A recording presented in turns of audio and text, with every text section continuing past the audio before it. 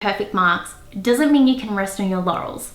On the flip side, if you have gotten marks that you're disappointed with and you feel like you're completely screwed, don't worry, because you're not.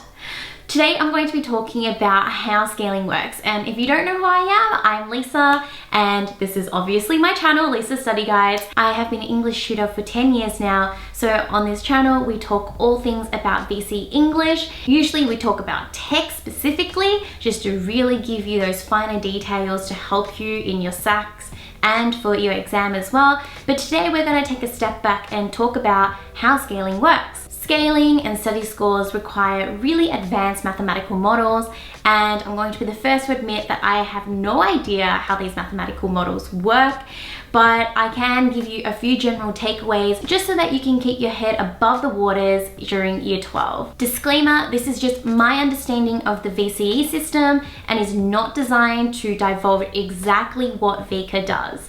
So let's just get started. Let's just make sure we're all on the same page for study scores.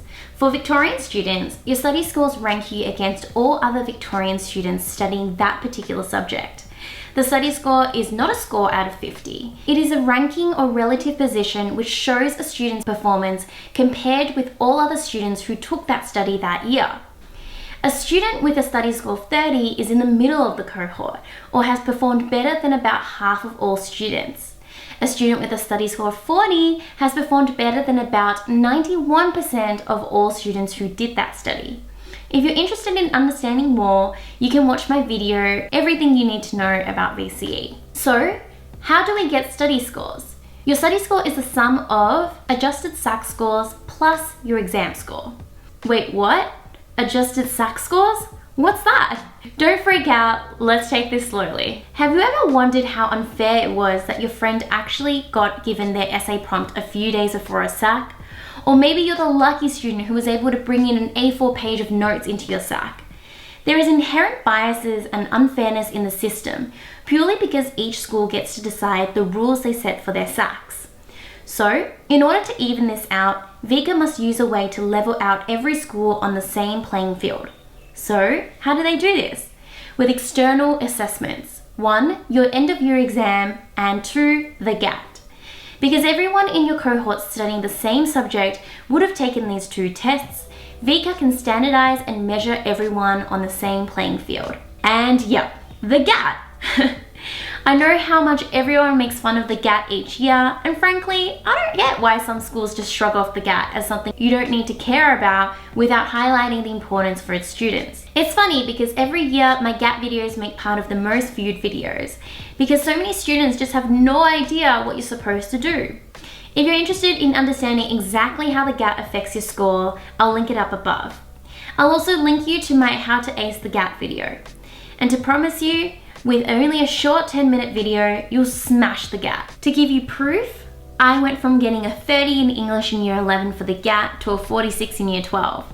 Just knowing what I needed to do and not doing any preparation beforehand pushed me up into the top 2% of the state purely because I understood how to execute.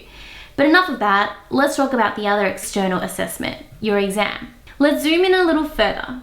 VICA will line up the highest SACs and exam scores, irrespective of which student these marks belong to. Here's a sample of a very realistic class of only 3 students. Before ranking, we've got student A, B, and C. And here you can see their SAC marks in the first column and their exam score in the second column. In this school, student A is ranked first with 90 SAC marks and gets an 86 in their exam.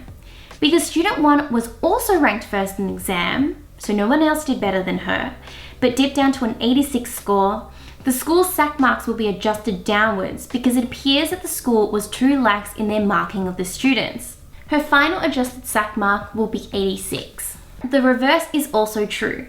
If that same student had a SAC score of 82 and achieved the highest mark in the exam, that VICA will see that it was indeed the school who marked their students too harshly and so will bump up their mark accordingly. This is why you want everyone in your school to do well. Even though all you high achievers out there will be competing to get top rank, at the end of the day, collaborate to get ahead, guys. Work together so that you can benefit as a whole. The main thing to understand here is that your SAC marks are not fixed. So if you got a disappointing mark on your last SAC, not all hope is lost. This mark will be adjusted once everyone completes their external end-of-year exam. Because of this, we have to understand that your ranking is what's important.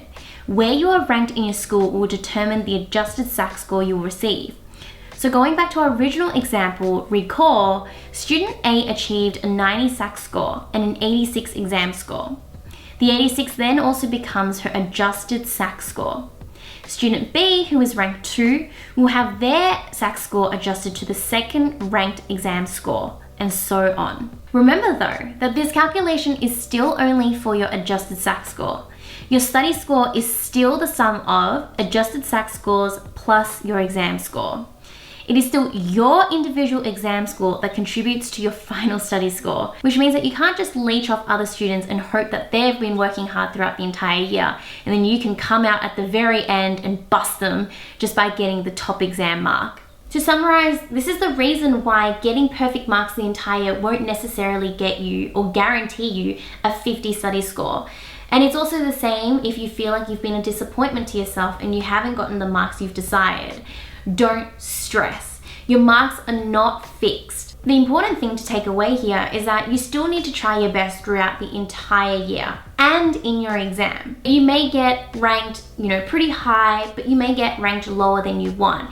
But at the end of the day, if your classmates in your school can come together, band together to do really, really well in exam, if everyone's gotten great marks in exam, this will contribute and make your adjusted SAC marks as best as possible for your position. So that is it from me today. I'm sure you guys have a load of questions left. Please don't hate on me for not covering absolutely everything. I know this can be confusing, but just work hard, and at the very end of the day, as long as you can say to yourself, I know that I've worked as hard as I can, what can anyone else do?